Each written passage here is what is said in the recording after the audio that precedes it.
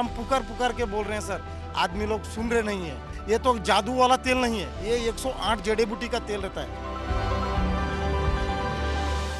Budget 2024-25 को लेकर मोदी सरकार से जनता की खासा उम्मीदें हैं।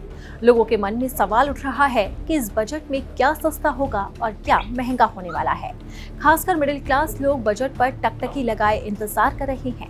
तो इस वीडियो में हम आपको बताते हैं कि इस बार मोदी सरकार बजट में मिडिल क्लास को क्या खास सौगात दे सकती है। तो चलिए वीडियो की शुरुआत करते हैं। इकोनॉमिस्ट और इंडस्ट्री के विशेषज्ञों का मानना है कि अगर सरकार इनकम टैक्स में राहत देती है तो इससे मिडिल क्लास के हाथ में ज्यादा पैसे बचेंगे और कंजप्शन बढ़ेगा। विशेषज्ञों का मानना है कि 15 से 20 लाख रुपए तक की सालाना आय वाले परिवारों के लिए टैक्स दरों में कटौती की जा सकती है। मौजूदा व्यवस्था के तहत 10 लाख रुपए से अधिक इनकम टैक्स पर 30% तक टैक्स लगता है। महंगाई के मौजूदा स्तर को देखते हुए टैक्स कम करना जरूरी हो गया ताकि मिडिल क्लास की आर्थिक स्थिति मजबूत हो सके। होम लोन पर सेक्शन 24B के तहत ब्याज दर पर 2 लाख रुपए की छूट मिलती है। इसे 3 लाख रुपए तक बढ़ाने की जरूरत बताई जा रही है।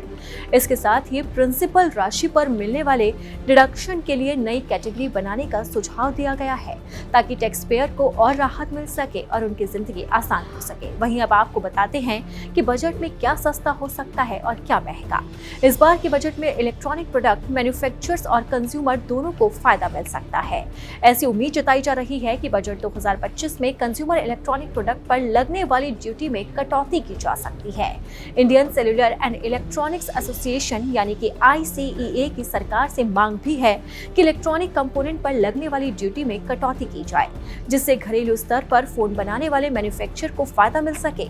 इसी के साथ ही राहत की उम्मीद है। ICEA की ओर से टेलीविजन, कार, डिस्प्ले कंपोनेंट पर लगने वाली ड्यूटी में कटौती की लगातार मांग की जा रही है। इसके अलावा एसोसिएशन ने सरकार से घरेलू कंपोनेंट मैन्युफैक्चरर को $4.5 बिलियन की वित्तीय सहायता देने का ऐलान भी किया है। Indian cellular and electronics association का कहना है कि अगर भारत सरकार देश में मोबाइल फोन असेंबली यूनिट को बढ़ावा देना चाहती है तो उसे मोबाइल टेलीफोन पार्ट को ड्यूटी को कम करना चाहिए। वाजिब है कि अगर ड्यूटी में कटौती होती है तो उसका फायदा कंज्यूमर को मिलेगा। मतलब इलेक्ट्रॉनिक प्रोडक्ट की कीमत कम हो सकती है और लोग इसका ज्यादा इस्तेमाल करेंगे। वहीं दूसरी तरफ चालू वित्त वर्ष 2024-25 में धीमे विकास के अनुमान को देखते हुए आगामी वित्त वर्ष 2025-26 में रोजगार और खपत बढ़ाना सरकार की प्रमुखता होगी। रोजगार बढ़ाने के लिए सरकार मैन्युफैक्चरिंग को और प्रोत्साहित करने के उपायों की घोषणा कर सकती है। वहीं खपत बढ़ाने के उद्देश्य से मनरेगा के तर्ज पर शहरी इलाकों के लिए किसी स्कीम की घोषणा भी की जा सकती है।